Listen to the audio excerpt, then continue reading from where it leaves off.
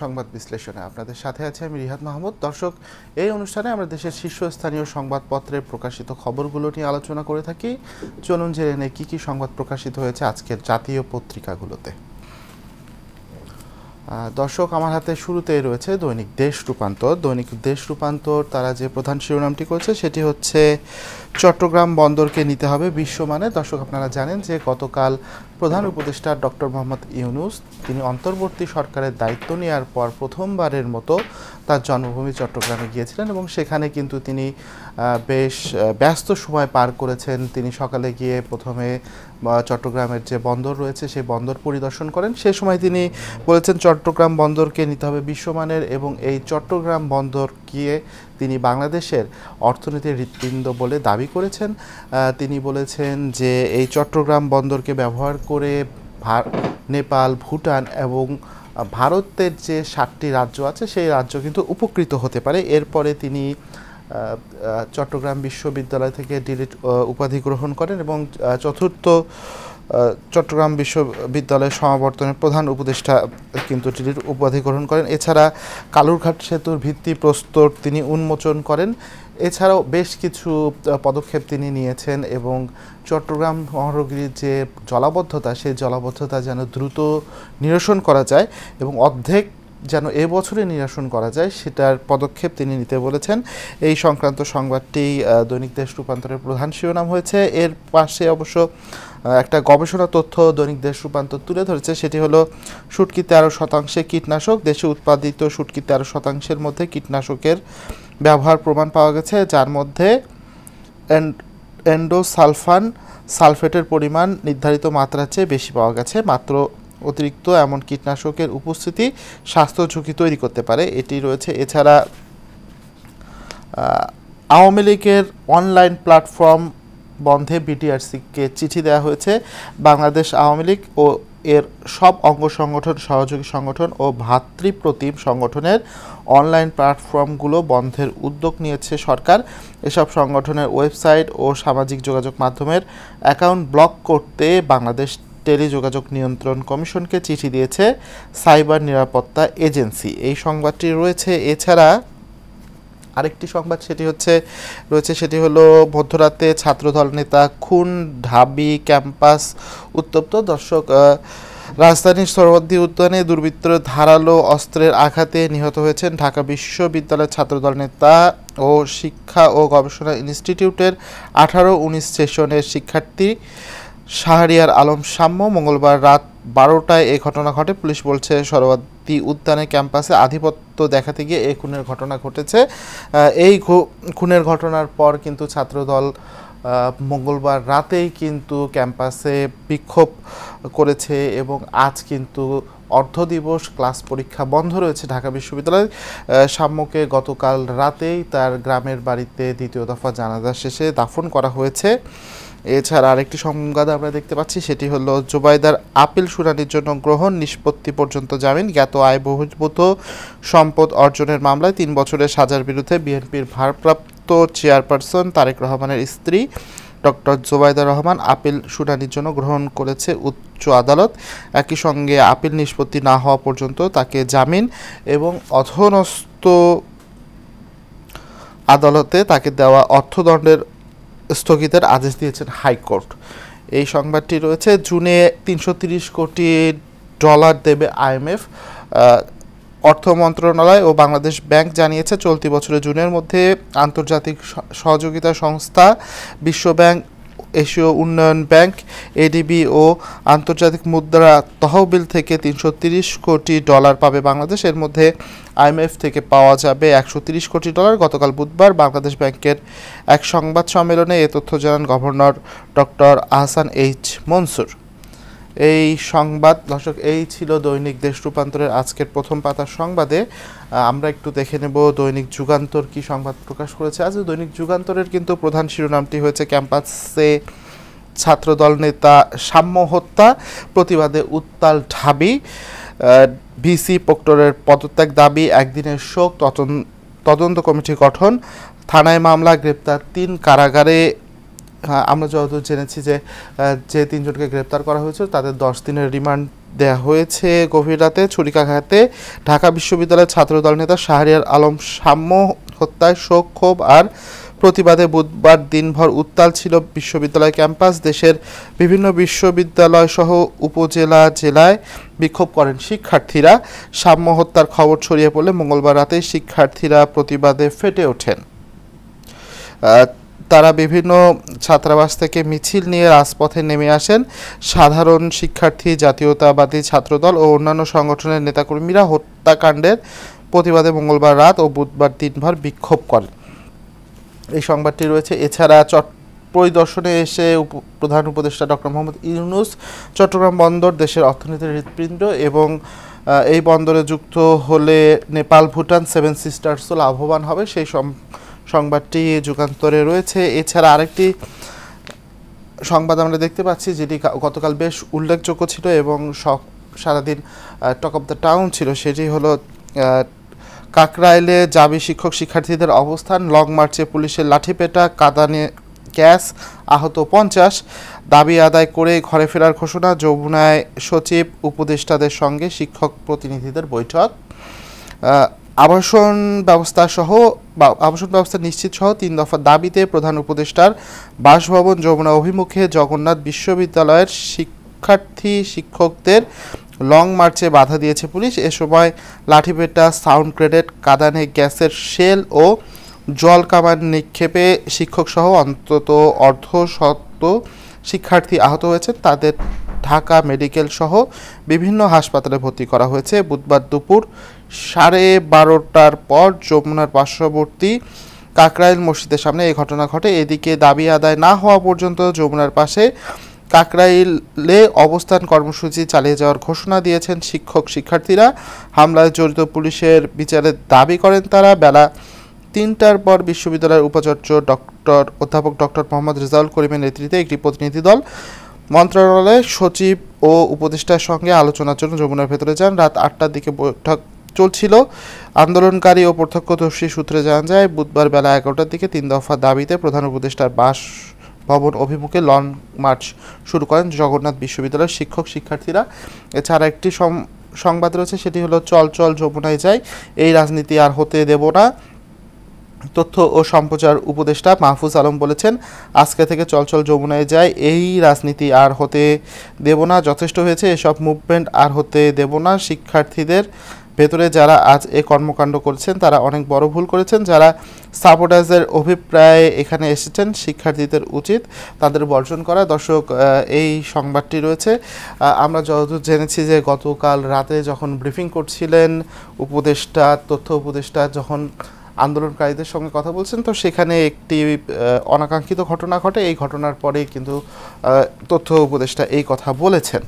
দর্শক, দৈনিক যুগান্তরে এই ছিল আজকের প্রথম পাতার সংবাদ। আমরা একটু দেখে নিতে চাই দৈনিক ইত্তেফাক আজকে কি সংবাদ প্রকাশ করেছে। দৈনিক ইত্তেফাকেরও যে প্রধান শিরোনাম সেটি হচ্ছে 3 দফা দাবিতে জগন্নাথ বিশ্ববিদ্যালয়ের শিক্ষক শিক্ষার্থীরা গতকাল প্রধান উপদেষ্টার বাসভবন যমুনা অভিমুখে লং মার্চ করতে গেলে পুলিশের ব্যারিকেডের সম্মুখীন হয়, সেই ছবিটি শুরুতে রয়েছে। এছাড়া জাবি শিক্ষার্থীদের মার্চ টু যমুনা কর্মসূচিতে পুলিশের বাধা, শতাধিক আহত, সমস্যার সমাধানে আলোচনা করে ব্যবস্থা নেওয়া হবে, উপদেষ্টা মাহফুজ এই কথা বলেছেন।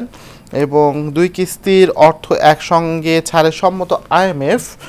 বাংলাদেশের জন্য ঋণের পরিমাণ বেড়ে হলো $5.4 বিলিয়ন।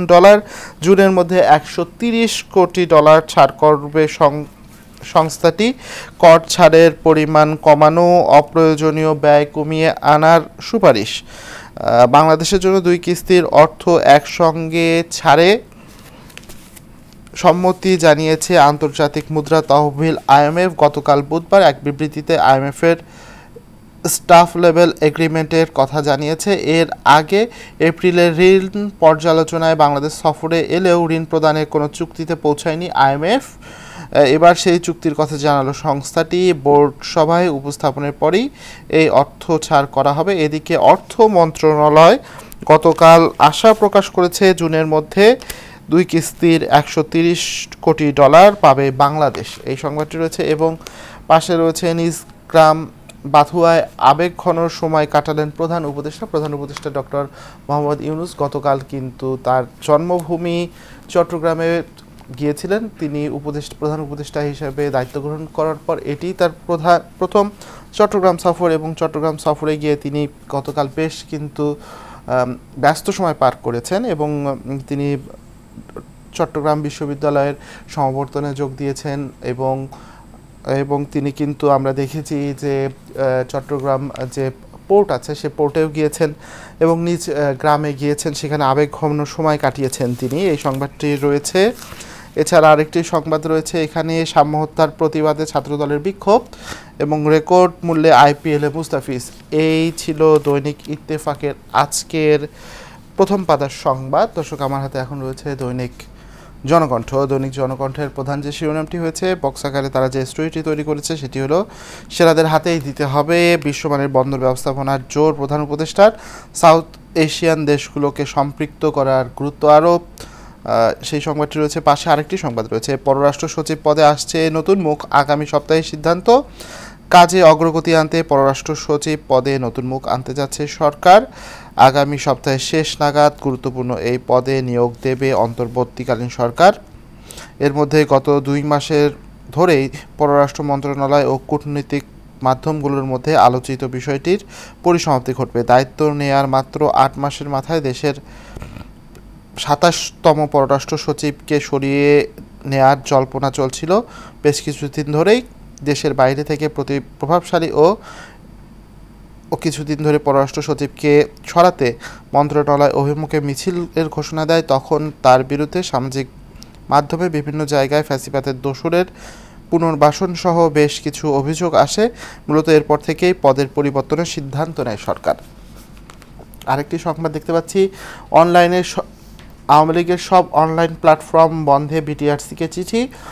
বাংলাদেশ আওয়ামী লীগের এবং অঙ্গ সহযোগী সংগঠনের অনলাইন কার্যক্রম বন্ধে বাংলাদেশ টেলিযোগাযোগ নিয়ন্ত্রণ কমিশনকে চিঠি দিয়েছে জাতীয় সাইবার নিরাপত্তা এজেন্সি।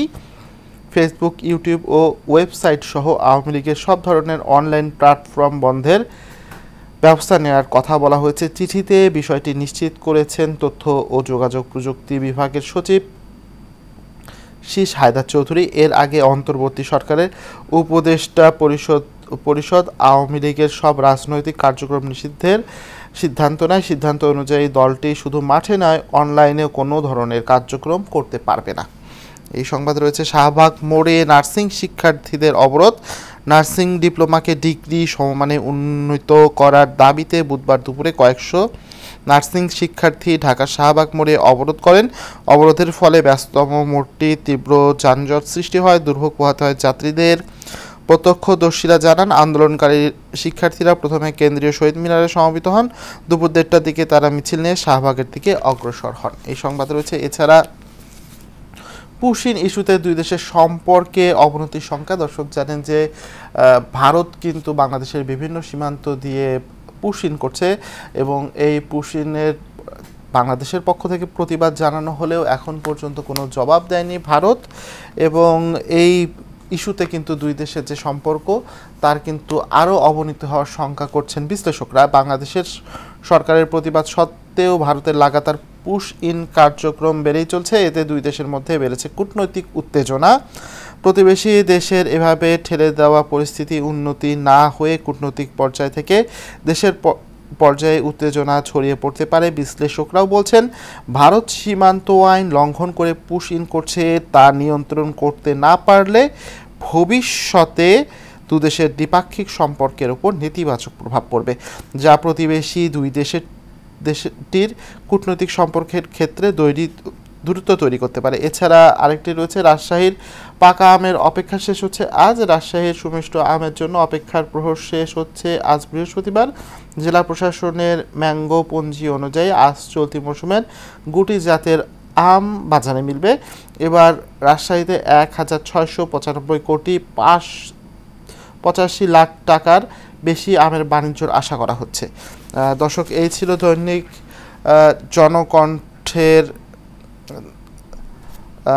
জনকণ্ঠে এটি হচ্ছে দৈনিক জনকণ্ঠের আজকে সংবাদ ছিল। এবং আমরা এখন একটু দেখতে চাই দৈনিক প্রথম আলো কী সংবাদ প্রকাশ করেছে আজ। দৈনিক প্রথম আলো দেখা যাচ্ছে তারা ডলারের দাম বাজারের হাতে থাকবে নজরদারি। বাংলাদেশ ব্যাংকের সিদ্ধান্ত, ডলারের দাম ভিত্তি মূল্যের প্রকাশ করবে কেন্দ্রীয় ব্যাংক। এই দামের সঙ্গে যেন খুব বেশি পার্থক্য না হয় সেদিকে নজর রাখতে বলা হয়েছে ব্যাংকগুলোতে। আন্তর্জাতিক মুদ্রা তহবিলের সঙ্গে দীর্ঘ দর কষাকষির পর মার্কিন ডলারের দাম নির্ধারণের ক্ষেত্রে পরিবর্তন এনেছে বাংলাদেশ ব্যাংক। ডলার কেনা ও বেচার ক্ষেত্রে দাম কী হবে তা ব্যাংক ও গ্রাহকের উপর ছেড়ে দিয়েছে। অর্থাৎ ডলারের দাম আরও বাজার ভিত্তিক হবে, সঙ্গে থাকবে জোরদার তদারকি।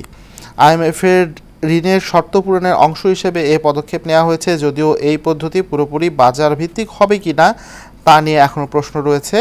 এর পাশাপাশি রয়েছে চট্টগ্রামের প্রধান উপদেষ্টা, বিশ্বসেরাদের দিয়ে বন্দর ব্যবস্থাপনার কাজ করাতে হবে। এই সংবাদটি আমরা আগেও দেখেছি। ঢাকা বিশ্ববিদ্যালয় ছাত্র হত্যার ঘটনায় ক্যাম্পাসে বিক্ষোভ, আজ শোক দিবস। সরোয়ার্দী উদ্যানে দিনে দুপুরে মাদক সেবন, চাঁদাবাজি। রাজধানীতে যে কয়েকটি বড় উদ্যান রয়েছে তার একটি সরোয়ার্দী উদ্যান, যেখানে এখন নিয়মিতই অপরাধের ঘটনা ঘটছে এই আমরা দেখছি। এবং এই অপরাধগুলো রোধে কিন্তু বেশ বিশ্ববিদ্যালয়ের প্রশাসন এবং সরকারের পক্ষ থেকেও কিন্তু বেশ কিছু পদক্ষেপ গতকাল নেওয়া হয়েছে, সেগুলো আমরা দেখেছি। দেশে দিনে 220 নতুন পরিবার হচ্ছে, ছোট হয়ে আসছে পরিবারের আকার।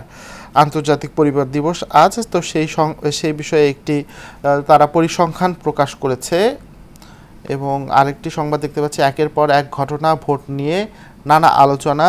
কোনো ঘটনায় জাতীয় নির্বাচনের দাবিকে আড়াল করতে পারবে না বলে মনে করে বিএনপি। জামায়াতের নেতাদেরও ধারণা তাই। কিছু মানুষের স্বার্থ সংশ্লিষ্ট দাবি থাকবে, এই স্বল্প সংখ্যক ব্যক্তির জন্য মানুষের ভোটাধিকার আটকে থাকবে না। আমির খসরু মাহমুদ চৌধুরী বিএনপি নেতা, তিনি এটা বলেছেন। এবং এখানেও দেখতে পাচ্ছি জগন্নাথের শিক্ষার্থীদের 3 দফা লং মার্চে লাঠিপেটার পরও বিক্ষোভ, রাতেও অবস্থানের ঘোষণা। এখন পর্যন্ত তারা কিন্তু সেই অবস্থান কর্মসূচি পালন করে যাচ্ছে। দর্শক, এই ছিল দৈনিক প্রথম আলোর আজকের প্রথম পাতার সংবাদগুলি। এখন আমরা একটু দেখে নেব দৈনিক সময়ের আলো কী সংবাদ প্রকাশ করেছে। দৈনিক সময়ের আলোর প্রধান শিরোনাম আমরা দেখতে পাচ্ছি, আইএমএফের চাপে ডলারের বাজার উন্মুক্ত। নতুন বাজার ভিত্তিক দর গতকাল থেকেই কার্যকর। বিশ্বব্যাংক সহ অন্যদের ঋণ আসবে আরও 3.5 বিলিয়ন। আইএমএফের 130 কোটি ডলার মিলবে 29 জুন।